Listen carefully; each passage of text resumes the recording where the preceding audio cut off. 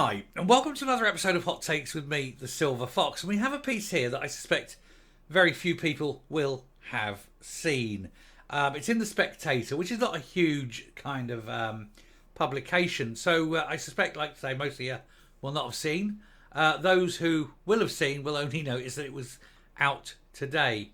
But I think it definitely needs to be looked at, because what they've got in this article totally eviscerates every aspect of any claim that independence is a good thing. And the thing is that the person who's writing this, who's basically taking independence apart and saying, for heaven's sake, no, is someone who the SNP themselves wooed because of his views and said he would be brilliant to have on board. It's basically their own economist who has said, no, do not do it. It is awful. It is the worst idea ever. Won't stop them doing it, of course, though, because they are pretty dim. But when even their own people are saying, don't.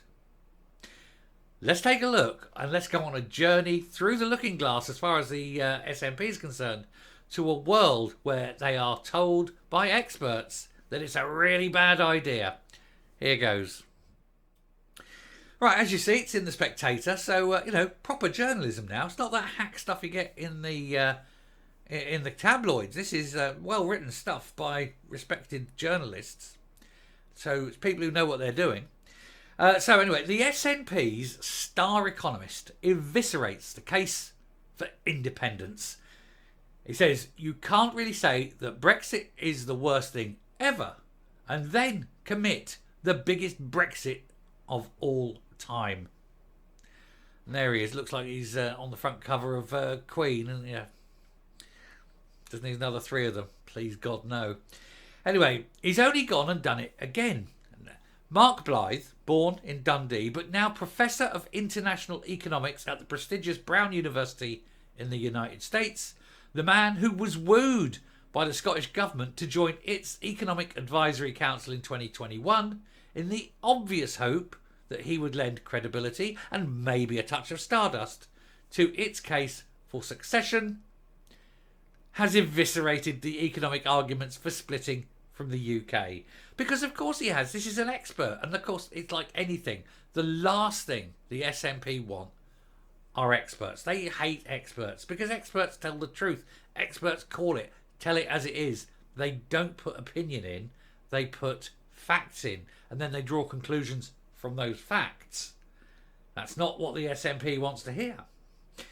As a quick recap, not long before Blythe took up his role, formally advising the Scottish Government, video emerged of him criticising the economic case for a Scottish exit from the UK on the basis it would be the biggest Brexit in history.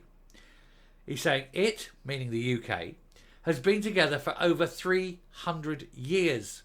So if pulling apart 30 years of economic integration with Europe is going to hurt, 300 is going to hurt a lot, he said. And of course he's right. There's so many institutes that are united. There's so many shared experiences, shared people, the thick culture, everything. The whole power base of the country, the whole of the United Kingdom is a thing and has been for 300 years. Indeed, Britain has been the United Kingdom twice as long as the United States have been the United States. But of course, if you take the individual countries, we've been around about 5,000 years. Anyway, he said what was meant to be a PR triumph for the SNP completely backfired. Blythe no longer advises the Scottish Government, hardly surprising. But perhaps because he's previously signalled his backfiring for succession despite being so honest and open about the downsides, the professor remains something of a darling of the nationalist movement. Fast forward to this weekend and a video interview with Blythe from his USA home, and he was the star attraction at the Scotonomics Festival of Economics, a conference organised by the separatists aiming to boost the economic case for the succession. And so you want to go and have this Scotonomics thing. Let's boost, let's make everything. We're going to have a brilliant case. We're going to show how being independent is the best thing ever. Who have you got as your best speaker? Well, we've got this guy. What's he famous for? Telling us that it's a really bad idea. Hey, let's get him on. He's bound to have changed his mind. Alas not. Alas not. It was incredible. With his record for saying it like it is, you might have expected Blythe to drop the odd truth bomb here and there. Instead, he turned up with a 10 megatron truth nuke. Let's start with him repeating his warning that a Scottish exit from the UK will be like Brexit on steroids. He says, "You can't really say that Brexit is the worst thing ever and then commit the biggest Brexit of all time," he said, which is literally what this is. He said, at the end of the day, as a small, open economy, which you then would be, you need to balance your imports and your exports over the long term, or everybody thinks your currency is shite. And at that point, they dump it, prefer payments in British pounds, and then you get a run on your foreign exchange. And you get a mini Argentina on your hands. He says, so just because you're independent and you can print bits of money doesn't mean anything if you don't have things to back it up. And that's what we've been saying from day one. The Scottish pound, day one. You can come out there on day one of independence. Let's pick some random date. It's the 1st of January 2030. Scotland had won its independence and they all systems go. Boom, let's go. 1st of January. We say, this is the Scottish pound. We're going to do a 1-for-1. Whatever you've got in your account now, we'll swap it to the Scottish pound from the English pound. It's worth the same. Day 1. Day 2, it's worth 70p. Day 3, it's worth 12p. Day 5, it's worth about a penny. And literally, down it goes. And all of a sudden, you've got precisely bugger all money left. I mean, you've got tons of money. You're earning £1 million a year. But it's Scottish pounds. It's the same as about 10,000 English pounds. And then try buying anything with the Scottish pound. You'll be going there with a wheelbarrow full of them. Think of Germany during the First World War. People would run from work, literally run from work having been paid, to run to the shop to buy stuff. Because by the time they went into the shop, by the time they got to the counter, it had gone up in price. Anyway, the SNP's currency plan for an independent Scotland to start off unofficially using sterling before moving to adopt a new Scottish currency as quickly as is feasible. 20 years. Some nationalist supporters, including the organisers of the event, view the creation of a Scottish currency as key to successfully cutting away. This is because they subscribe to modern monetary theory, which posits that countries in control of their own currency essentially do not have to worry about budget constraints so long as they keep inflation under control. And that, of course, is the joke. This is the SNP. They will not be able to do it. They will just keep printing money all the time. And the effect of printing money is that everybody becomes poor. Everybody. Savings, gone. Wiped out. Because they're just literally worthless. That's what you're facing. The MMTers also favour a newly independent refusing to accept a share of UK government debt. This is also something the SNP has hinted at, using a threat to provide the Scotland side with leverage in separation negotiations. Unfortunately, that won't be seen right at world court levels. It's safe to say Blythe is not a fan of MMT or this approach to national debt. He says MMT is a closed economy Keynesianism. That's John Maynard, not Milton. You're thinking of Milton Friedman, perhaps, but not Milton Keynes. Anyway, that's all it is. He says if you don't live in closed economies, he said, adding that MMT applies anywhere, it can only apply in the US. He says with its uniquely dominant economy, he said that effectively gives it a form of insulation. He says you'll just get as poor as shit, he said. In the final analysis, I've just literally said that with the inflation. Bang, down you go. You're worthless. You're nothing. He also, I must admit, I will put my hand up at this point, I do have a qualification in economics. Got an A level in economics. But nonetheless, you know. He also added that a newly independent Scotland, effectively starting life by defaulting on its debt while launching a new currency, will have zero credibility in the financial markets. Yeah, you walk away from your debt, your credit is zero. You haven't. And the thing is, they were asking during the election campaign for leader, And you remember they all going, "Oh yes, I'll set up a national bank, set up a national bank." And then someone said to him, I think it was Beth Rigby, said to Ash Regan, "Okay, so you're setting up a national bank, yeah." Says, "And what about your international credit agency?" And you just see her looking, don't know what one of them is.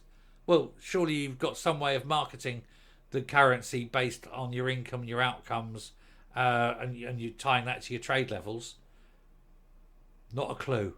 Not a clue. Okay, what about your Forex? How are you doing with your Forex? No, nothing. Okay, what about stock market, stock shares, investments? Will you be setting up your own stock market? Oh, yes, we'll definitely be setting up a stock market. Okay, and how will that be trading? Under what basis? On a cash basis, on a credit basis, on a forward plan basis? Nothing. These people talk a game. They haven't got the faintest idea of what they're doing.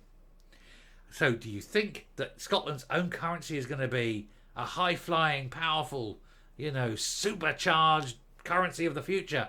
Or do you think it'll be worth the same as the Zimbabwe pound? It's a joke, isn't it? Then anyway, he says, then there are the argument, often put forward by the First Minister, that cutting away from the UK will create Scotland as a rich Nordic-like nation it naturally should be. He says Scotland, particularly in nationalist circles, loves to say that Scotland is an open economy like the Nordic economies. And that's a bit like saying, I'm a supermodel because I also have legs, said Blythe. Ouch. A couple of other zingers, we're rounding off here. A couple of other zingers. He said on the currency, he said, the entirety of currency is confidence. Confidence is not given by nationalist fiat. In other words, it's the markets that have confidence, not the fact that obviously you start sitting there going, be confident, it's great, yeah, great, Scottish pound's brilliant. Doesn't work like that.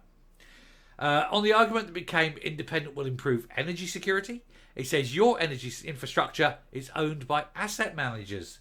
So how do you improve that when you don't even own it and you've no capacity to buy it? I mean, I don't do fantasy economics. I'm too old for this. And then on debt, he said, if you think you're starting off with a default, you're dead already.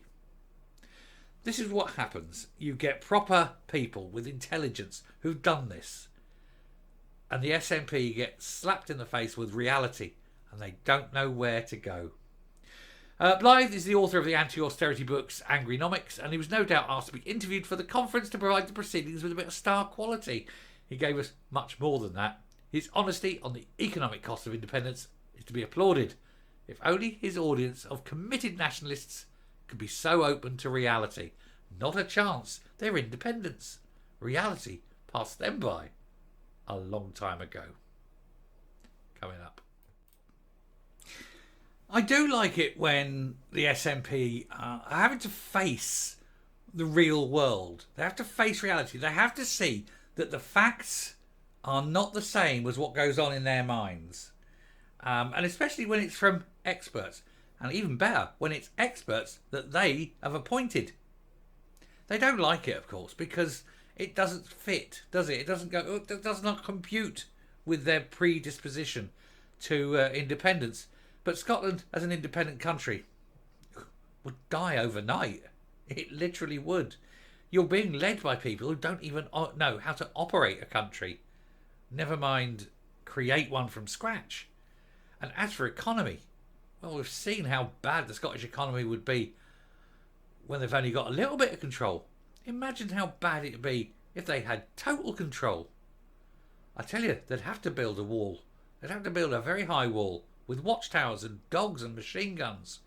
Not to stop people going in, of course, but to stop them leaving. Anyway, thank you very much for watching. Do please hit the subscribe button, ring the bell, leave a like, leave a comment, please share the video, and I will speak to you later. Bye.